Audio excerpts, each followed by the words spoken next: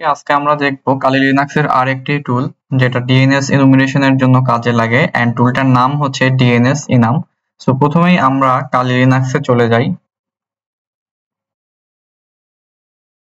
আমার VMware install করা আছে তাই আমি ভিএমওয়ার এ আসলাম। যাদের ভার্চুয়াল বক্স ইনস্টল করা আছে তারা ভার্চুয়াল বক্সে যাবেন এন্ড তারপরে একটি টার্মিনাল নিয়ে নেবেন। টার্মিনাল নিয়ে নেওয়ার পরে আপনারা যদি এখানে ডিএনএস ইনাম লিখেন তাহলে আপনারা দেখতে পাবেন যে এই টুলটা আগে থেকেই এইখানে ইনস্টল করা আছে। সো আমরা এখানে বেশ কিছু অপশনস ইউজ করব। সো প্রথমে আমরা একটা বেসিক কমান্ড দেখি। আমি আমার স্ক্রিনটা ক্লিয়ার করে দিচ্ছি। সাপোজ আমরা ফেসবুকের ডিএনএস এনুমারেশন করব। সো আমরা কমান্ডটা দেব ডিএনএস enum দেন facebook.com। সো আমি যদি এখানে এন্টার প্রেস করি তাহলে আপনারা দেখতে পাবেন যে ফেসবুকের ডিএনএস এনুমারেশন শুরু হয়ে গেছে।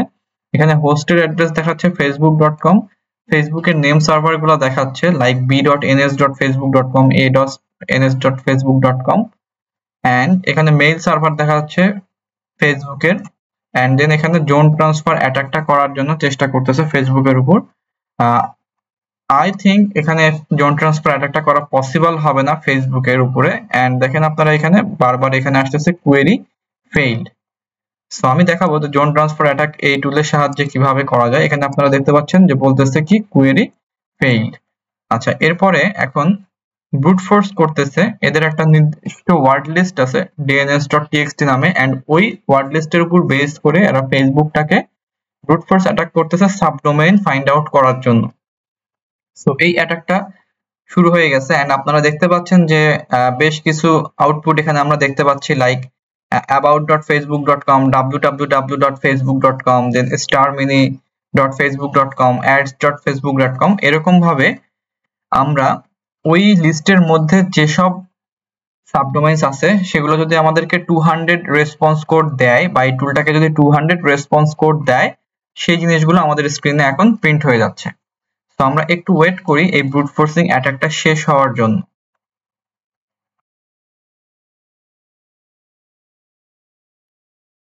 আপনারা দেখতে পাচ্ছেন আমাদের স্ক্যানটা শেষ হয়ে গেছে। সো আমি স্ক্রল আপ করতেছি উপরে দেখার জন্য।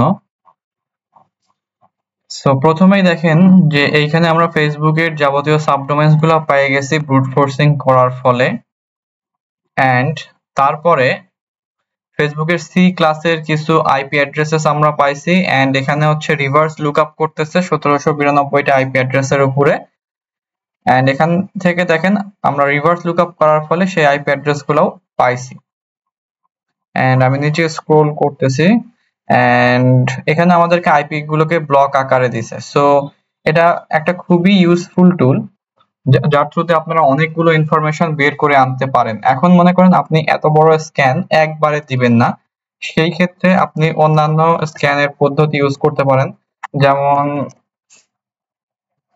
ডিএনএস নাম facebook.com দেন আপনি -f দেন। f দেওয়ার পরে এখানে আপনার ওয়ার্ড লিস্টটা দিতে হবে যে কোন ওয়ার্ড লিস্টের উপর বেস করে আপনি ব্রুট ফোর্সিংটা করবেন।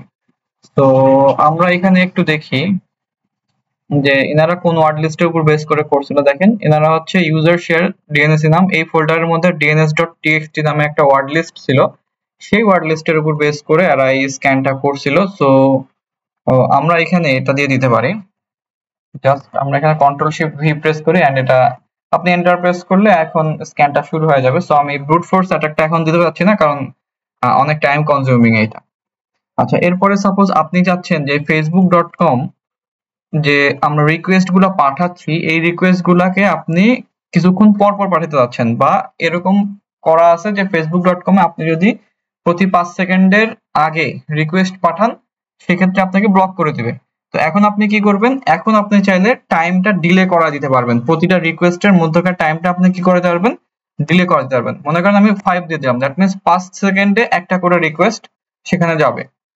আপনি এন্টার প্রেস করেন এন্ড সেই স্ক্যানটা এখন এইভাবে শুরু হয়ে গেল। ঠিক আছে, সো আমি এটা লং করতেছি না কারণ হচ্ছে যে যেহেতু 5 সেকেন্ড দেওয়া আছে সো সময় আরো বেশি লাগবে। এরপরে আপনারা চাইলে আপনাদের আউটপুটটা সেভ করতে পারেন। এখানে -d না দিয়ে আমি -o দিচ্ছি।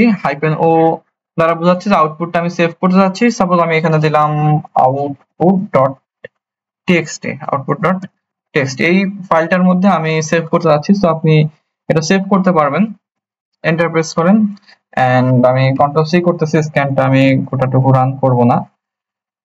সো এখানে আপনারা দেখতে পাচ্ছেন যে output.txt নামে কোনো একটা ফাইল ক্রিয়েট হয়েছে। সো আমি এটাকে ক্যাট করে দেখাই যে এখানে আসলে কিছু আছে কিনা output.txt এর মধ্যে। আমি এন্টার করতেছি, না এখনো কিছু আসে নাই output.txt এর মধ্যে। আমি স্ক্রিনটা আবার ক্লিয়ার করে নিচ্ছি।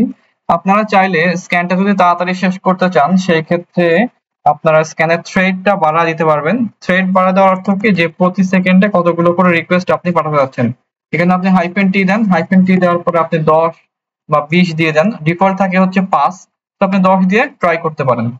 ঠিক আছে, এখন মনে করেন যে সাবডোমেইন এখানে ইনুমারেট করে অনেকগুলো সাবডোমেইন তো পাইছে, তাই না? এখন আপনার এতগুলো সাবডোমেইন সাপোজ আপনার দরকার নাই, তো সেই ক্ষেত্রে আপনি কি করবেন? সেই ক্ষেত্রে আপনি -p ফ্ল্যাগটা ইউজ করবেন যে লিমিটেড করে দেওয়ার জন্য কতগুলো সাবডোমেইন আপনি চাচ্ছেন। -p দিয়ে আপনি 50 দিয়ে দেন। সো সে 50টা সাবডোমেইন খুঁজে পাওয়া পর্যন্ত ব্রুট ফোর্স করবে, তারপরে সে আর ব্রুট ফোর্স করবে না। সো এইভাবে আপনি যাবতীয় ইনফরমেশন গুলো বের করে আনতে পারেন এই ডিএনএস এনাম টুলটার থ্রুতে। এতে করে আপনারা দেখতে পাচ্ছেন যে একটা হিউজ পরিমাণ আপনি ইনফরমেশন সেই কোম্পানি সম্পর্কে বা সেই ওয়েবসাইট সম্পর্কে গ্যাদার করতে পারবেন। সো এই ছিল আমাদের আজকের টপিক।